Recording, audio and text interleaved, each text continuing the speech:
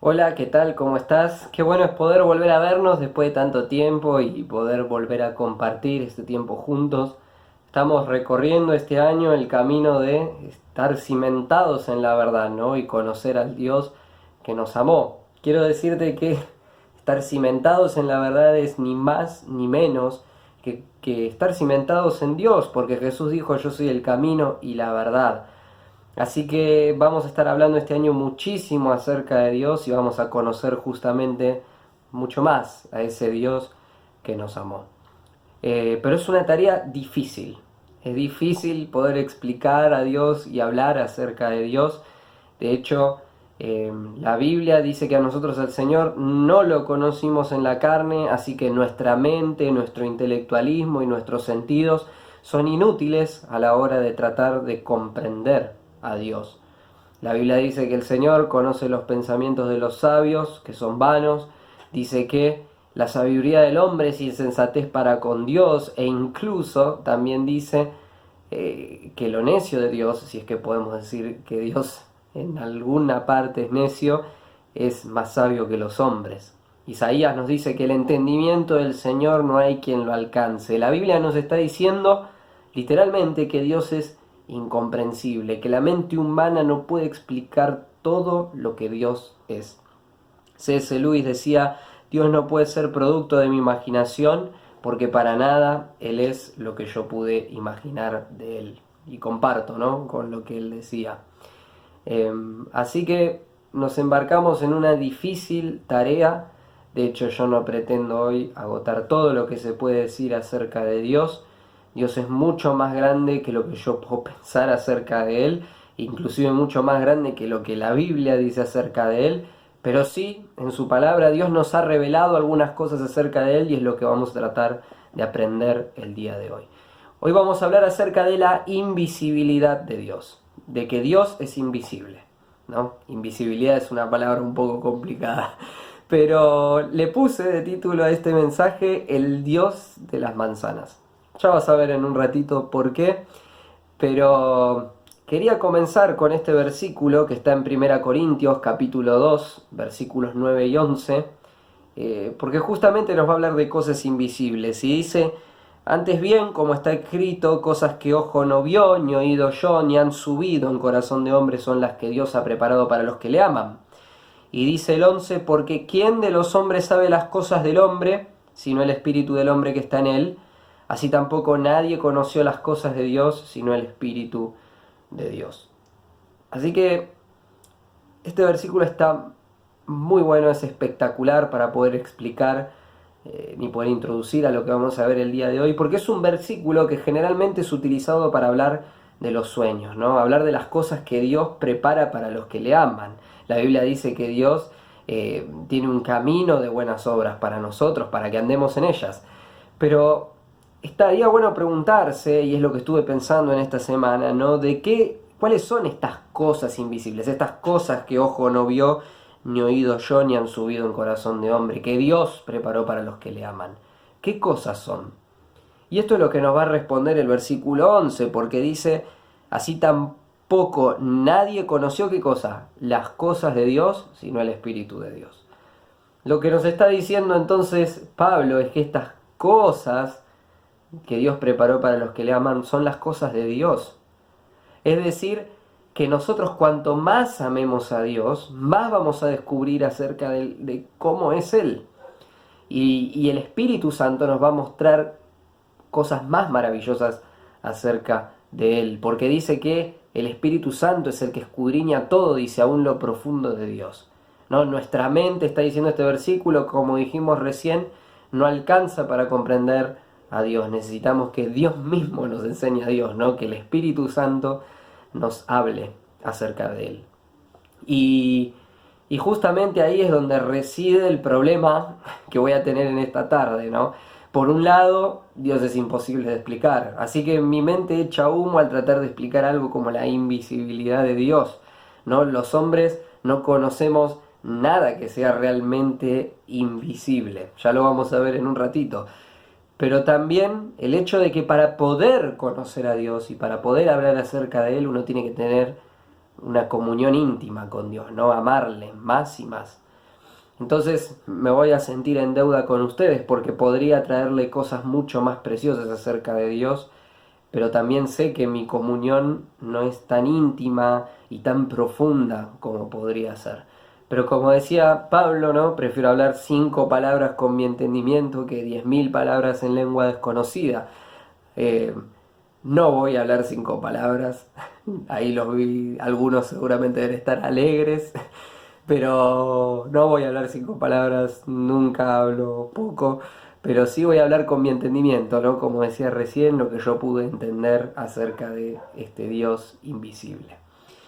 Así que bueno, quisiera hoy que veamos, va a aparecer ahí en pantalla, 3 enseñanzas acerca de este Dios invisible, acerca de la invisibilidad de Dios. La primera, quiero que veamos la invisibilidad como un atributo de Dios. Dios es invisible, ¿no? Hay muchos versículos en la Biblia que hablan de esta verdad. Vamos a estar viendo varios a lo largo de este tiempo. ¿Qué es la invisibilidad? Bueno, la invisibilidad para la ciencia es la cualidad que tiene un cuerpo físico visible de no ser visto en condiciones de luz normales para un observador. Dice que esto aplica para seres objetos de la naturaleza que por su tamaño el ojo humano no es capaz de captar, a menos que sea con lentes u otra tecnología.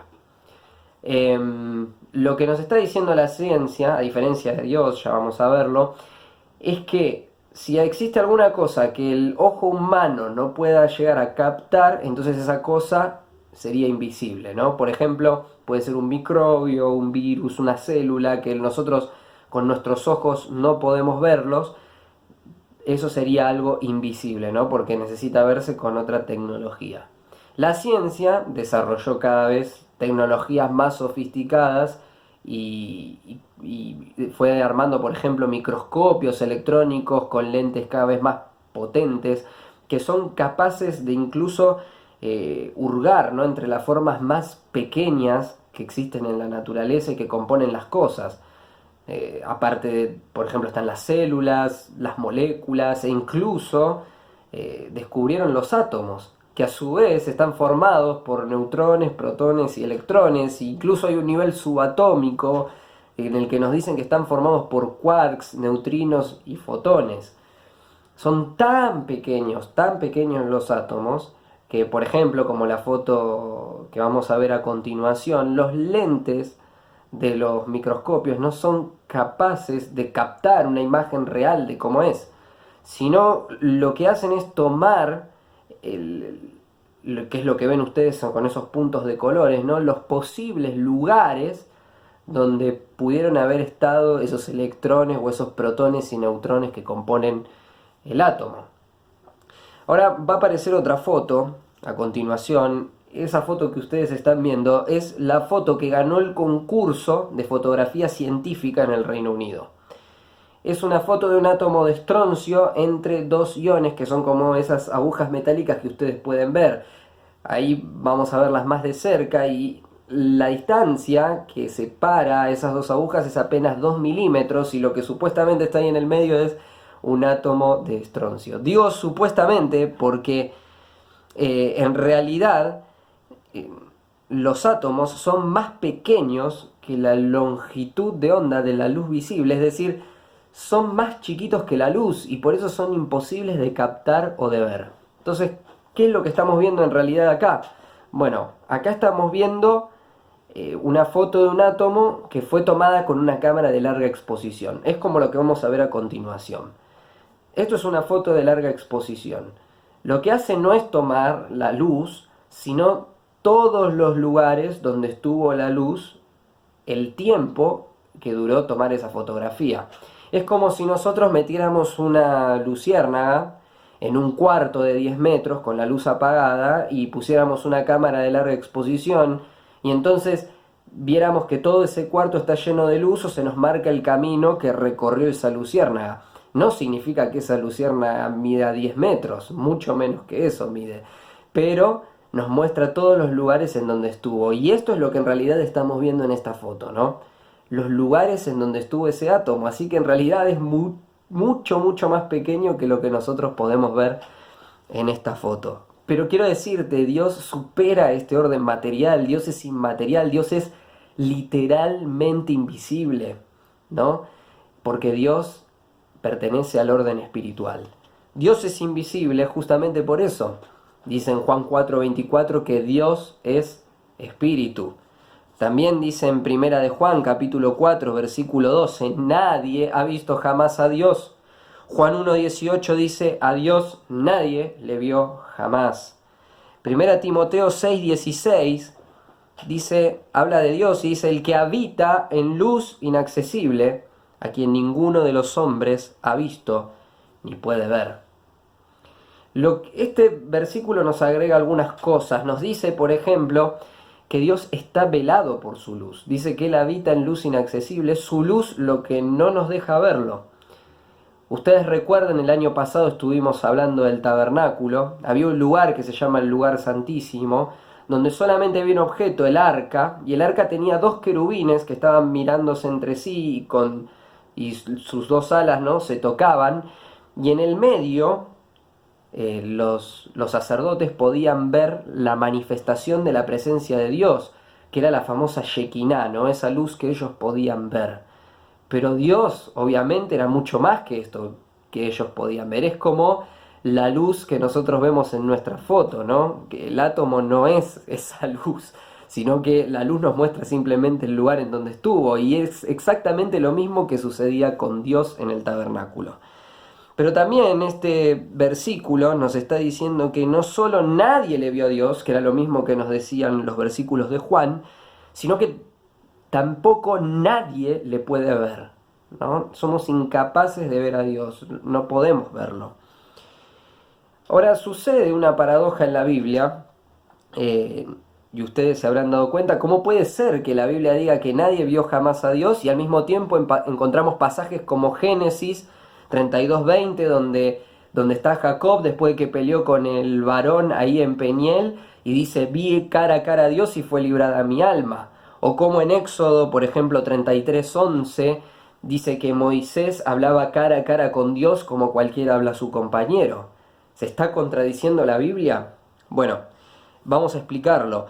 Primero, quiero decirte que cuando aparecen estas descripciones, han sido descripciones de Dios en forma humana. Y cabe destacar que ninguna ha sido acerca del rostro o en forma detallada, ¿no?, de cómo es Dios.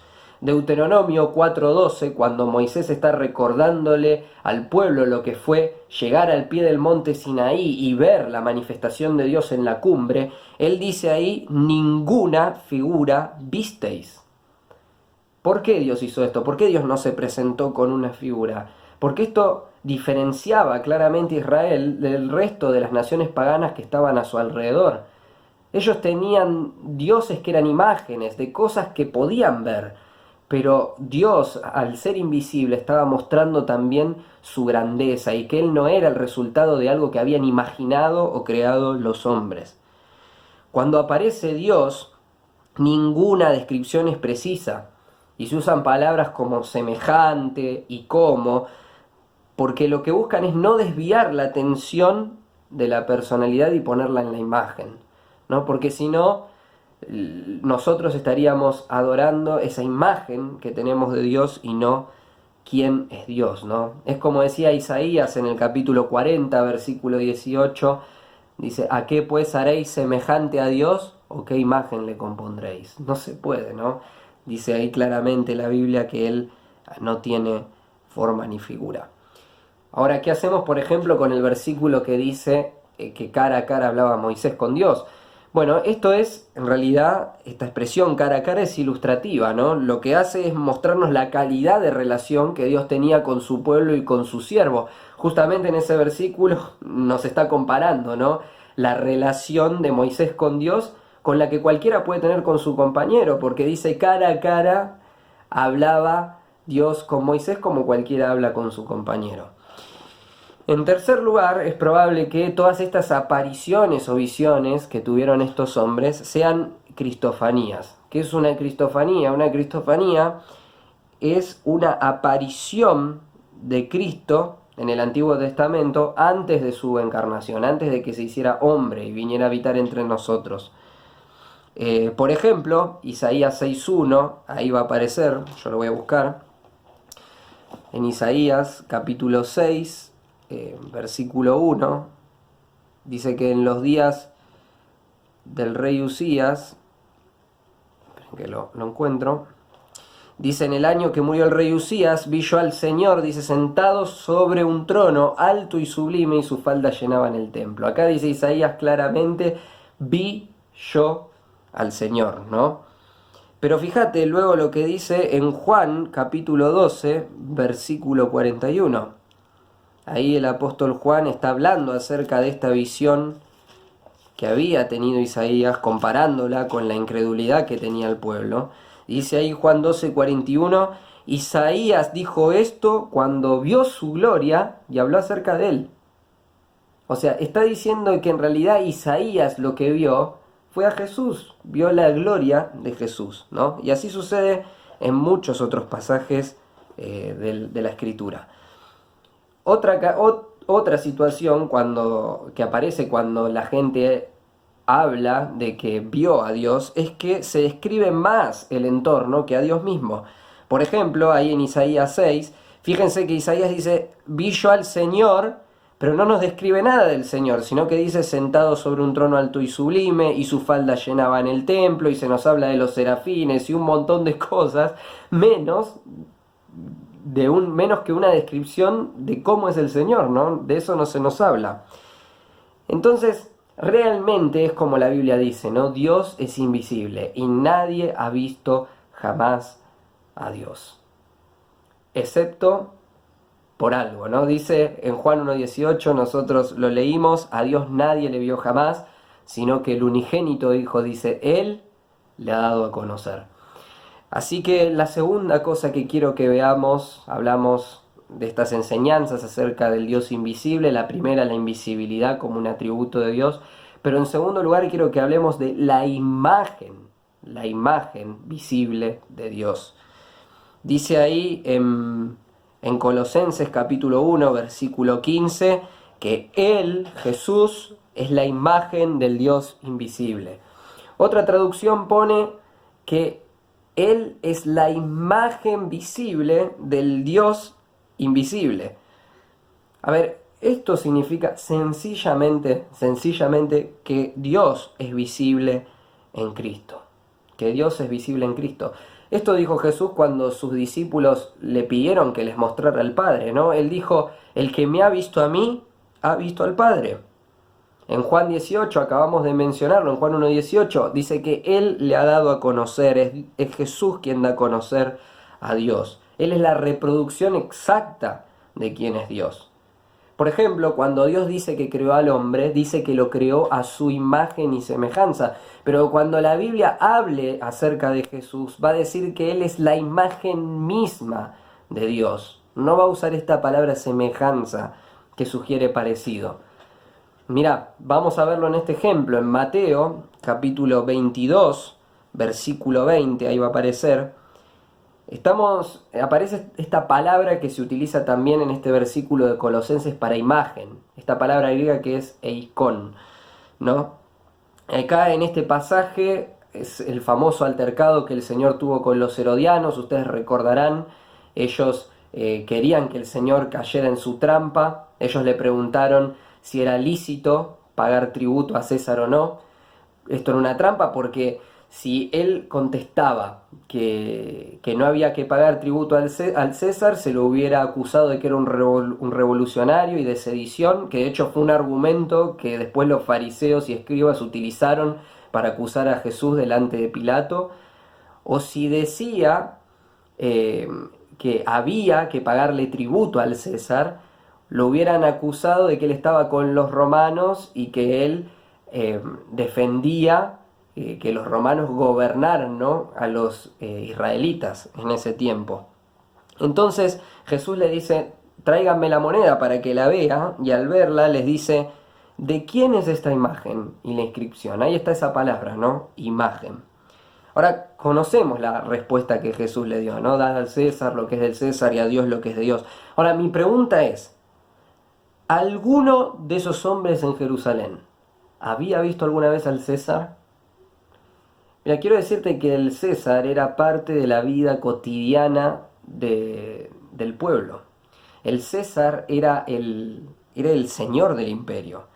En aquellos tiempos había un saludo famoso entre los romanos y sus súbditos, en los que uno decía, se saludaban y decían, el César es el Kyrios, o sea, el César es el Señor, y la otra persona le contestaba, el César es el Kyrios, el Señor. De hecho, esto le costó muchas veces la vida a los cristianos en el primer siglo, porque cuando los saludaban diciéndoles, el César es el Kyrios, ellos contestaban, Jesús es el Señor. Las monedas con las que se comerciaba, todas tenían la inscripción y acuñada la imagen del César, mostrando que el César era el dueño de todo el dinero del imperio y que la economía dependía de él. El César era parte de la vida cotidiana de la gente. Sin embargo, ¿alguna de esas personas conocía al César? No existían medios de comunicación masiva como ahora. Es probable que esas personas nunca hubieran visto al César, nunca hubieran visto su rostro. Pero ellos podían saber cómo era el César por el rostro acuñado en la moneda. Era la cara visible del César invisible. De la misma manera que Jesús es la imagen visible del Dios invisible. En Hebreos 1:3 nos dice que Jesús es la imagen misma de la sustancia de Dios. Nos está diciendo que Jesús es la reproducción exacta de quién es Dios en toda su esencia. ¿Y por qué esto es tan importante? Porque después Pablo nos va a decir en 2 Corintios capítulo 3:18, él dice, por tanto nosotros todos, dice, mirando a cara descubierta, cara a cara, dice, como en un espejo, el espejo es la palabra de Dios, la gloria del Señor, dice, somos transformados de gloria en gloria en la misma imagen como por el Espíritu del Señor. Gracias a que Dios se hizo visible en la persona de Jesús, es la forma en la que nosotros ahora como hombres entendemos y sabemos cómo tenemos que actuar. Él es la imagen que nosotros tenemos que imitar. Cuando nosotros vemos a Jesús en las páginas de este libro, somos transformados en la misma imagen por el Espíritu. Nos vamos pareciendo cada vez más a Jesús. Como decía un viejo autor, cercanía a Cristo trae ¿qué cosa? Parecido a Cristo. En 1 Juan capítulo 3 versículo 2, ahí nos va a decir Juan que un día vamos a ser semejantes a Él. ¿Por qué? Porque le vamos a ver tal como Él es. Entonces, lo primero, hablamos acerca de la invisibilidad de Dios, ¿no? Un atributo de Dios. En segundo lugar, hablamos acerca de la imagen visible de Dios.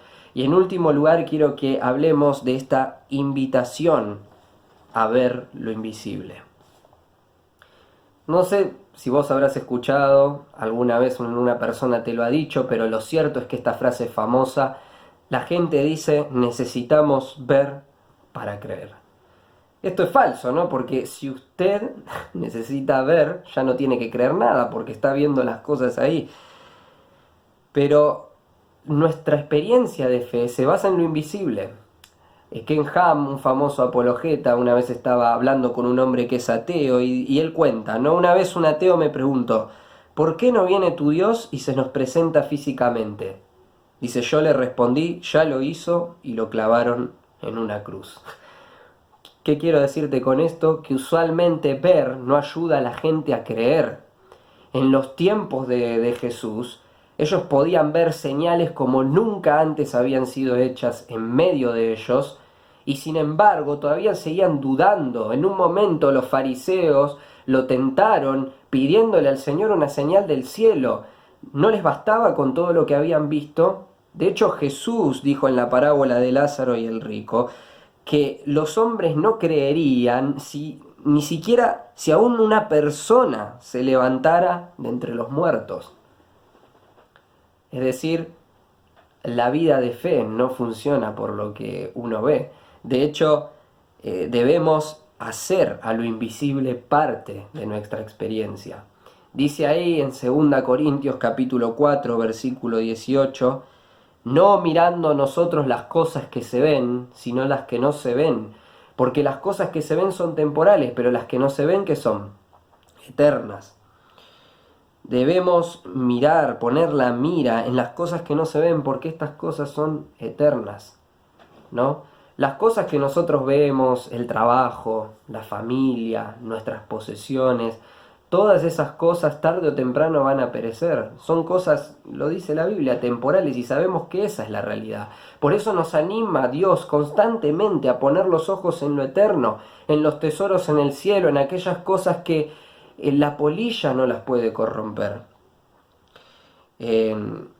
Fíjate que esta expresión, que las cosas invisibles son eternas, es real. Dios es invisible y es eterno. Los ángeles y Satanás son ajenos al tiempo. Nuestras almas vamos a pasar la eternidad en el cielo o la eternidad en el infierno, pero en definitiva son eternas, y también lo es nuestra experiencia cristiana.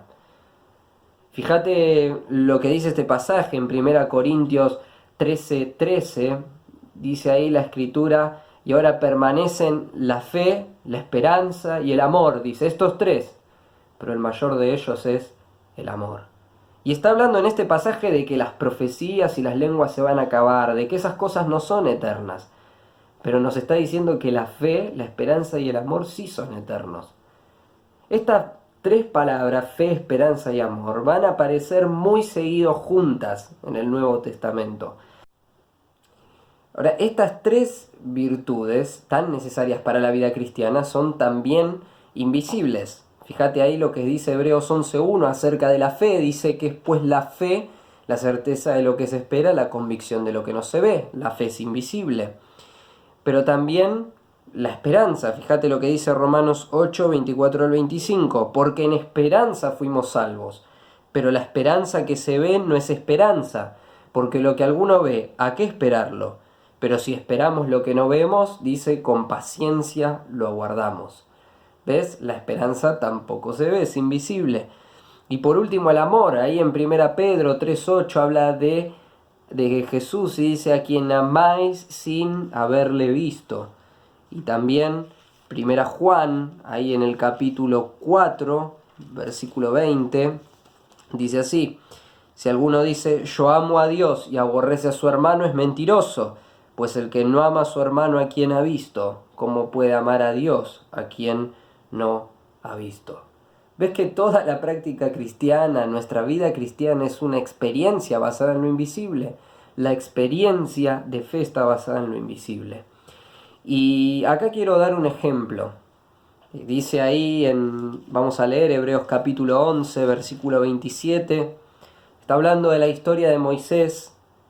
La galería de la fe, este capítulo de Hebreos 11, es un capítulo donde nos habla de muchas personas que no se guiaron por lo que veían. Por ejemplo, dice que Noé fue advertido acerca, dice, de cosas que aún no se veían, hablando del diluvio, y con temor preparó el arca en que su casa se salvase. Que muchos, ¿no? Salieron sin saber a dónde iba y creyeron y saludaron y vieron de lejos lo que Dios les había prometido. Y llegando a Moisés, nos dice que él por la fe dejó Egipto, dice, no temiendo la ira del rey, porque se sostuvo como viendo al invisible. Y aquí directamente se le llama Dios invisible. Invisible, no aparece Dios invisible, dice invisible, ¿no? Se sostuvo como viendo al invisible. Y que Dios sea invisible fue la razón que impulsó a Moisés a dejar Egipto, a tomar decisiones radicales en la vida, porque él estaba motivado por lo que no se veía. Dice, sí, por la fe dejó Egipto, pero ¿por qué lo dejó? Porque se sostuvo como viendo al invisible. Ver al invisible, la invisibilidad de Dios, aquello que no se puede ver y que el corazón anhela, es lo que muchas veces nos va a impulsar a tomar las decisiones más importantes y radicales de nuestra vida. También dice que es la razón que impulsó a Moisés a no temer, la razón que le dio confianza, porque dice que él no temió la ira del rey porque se sostuvo como viendo al invisible. Ahora, esto es una de las dos paradojas que aparecen en este versículo. La primera es que él estaba viendo al invisible, ¿no? Eso es paradójico. Pero la otra es que él no temió la ira del rey mientras dejaba Egipto. O sea, huyó, pero no tenía temor. Nosotros cuando leemos esta historia de Moisés que está en Éxodo capítulo 2 versículos 11 al 15, nos enteramos que Moisés había matado a un soldado egipcio. Por ende, el faraón se había enojado mucho y ahora quería matarlo. Pero dice que Moisés dejó Egipto sin temer a la ira del rey. Ahora, para nosotros no temer hubiera sido quedarse para enfrentar a Faraón, pero este versículo no asocia la huida de Moisés con el temor, a pesar de que el rey quería matarlo. ¿Cómo se explica esto? Es que Moisés ya se había resuelto en su corazón. Él estaba mirando lo invisible. Dice el versículo 25 de este pasaje, él escogió antes ser maltratado con el pueblo de Dios que gozar de los deleites temporales del pecado. Él no estaba mirando las cosas que se ven porque son temporales, como el pecado, sino que él tenía los ojos puestos en lo eterno. Dice que él tenía por mayores riquezas el vituperio de Cristo. Había visto por la fe a Jesús y dice que lo prefirió antes que los tesoros de los egipcios porque tenía puesta la mirada en el galardón. Nos dice este pasaje que Moisés se sostuvo como viendo al invisible. Ver al invisible va a ser aquello que pueda hacernos sacar fuerzas de nuestra debilidad.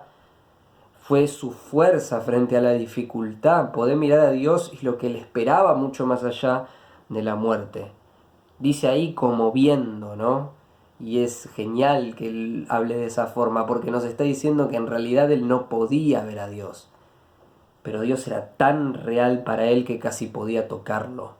¿Es esa tu experiencia? ¿Es esa mi experiencia con Dios? Dios es invisible, sí, pero Él quiere que nosotros podamos respirarlo a través de nuestra fe, poder sentirlo, vivirlo en cada paso de nuestras vidas, poder poner nuestros ojos y nuestra mirada en aquellas cosas que son eternas y tienen que ver con Él. El Dios invisible es parte de nuestra experiencia cristiana. Dios nos llama a poner los ojos en las cosas que son invisibles. Termino con esta ilustración a la que se debe el título de este mensaje. La leí en un libro y dice que hace unos años unos vendedores fueron a una convención de ventas en Chicago. Cuando ellos tenían que volver estaban llegando tarde para tomar el vuelo, entonces Apurados, intentando llegar a la puerta de embarque, tropezaron con una chica que estaba en un puesto vendiendo manzanas y desparramaron todas las manzanas por el lugar.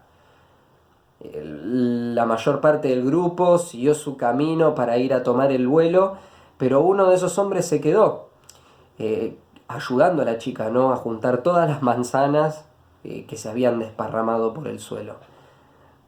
Para su fortuna, cuando regresó se dio cuenta que había sido una buena idea porque la chica, una jovencita, era ciega. Ella estaba llorando, desconsolada, intentando agarrar todas esas manzanas, y entonces este hombre le ayudó a juntarlas. Se dio cuenta que muchas estaban golpeadas y feas y las puso a un lado en una canasta, y cuando terminó de levantarlas, se acercó a la joven y le dijo: por favor, toma estos $40 por el daño que hicimos. ¿Estás bien?, le preguntó. Ella hizo un gesto con la cara mostrándole que sí, y él le dijo: espero no haberte arruinado tu día demasiado.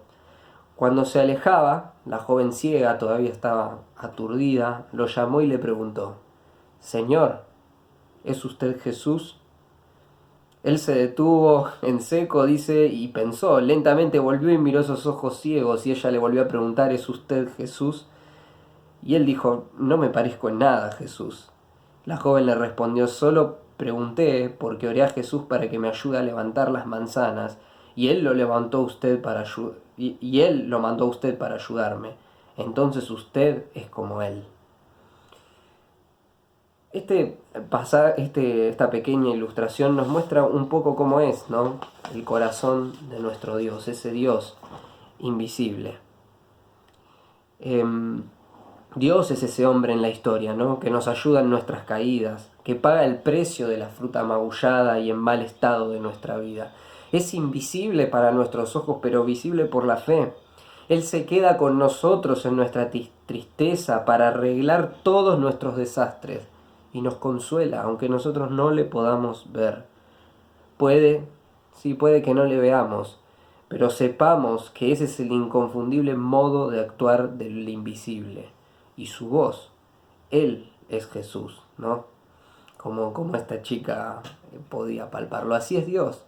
Él está con nosotros en nuestras debilidades, acompañándonos y sosteniéndonos, aunque a veces nosotros no le podamos ver, como lo hizo con Moisés. Como dice el himno, ¿no?, un día se va a cumplir nuestro anhelo, ¿no? En el día dicen que sin velo le veremos en el cielo al Señor Jesús. Un día vamos a poder ver a cara a nuestro Salvador, y espero que anheles ese momento tanto como yo, y entre tanto que podamos recordar, ¿no?, es la invisibilidad de Dios como un atributo, la imagen visible de Dios que es Cristo, y esta invitación audaz que nos hace el Señor a vivir por lo invisible y a poner los ojos ni más ni menos que en Jesús. Que el Señor te bendiga y que tengas una buena semana.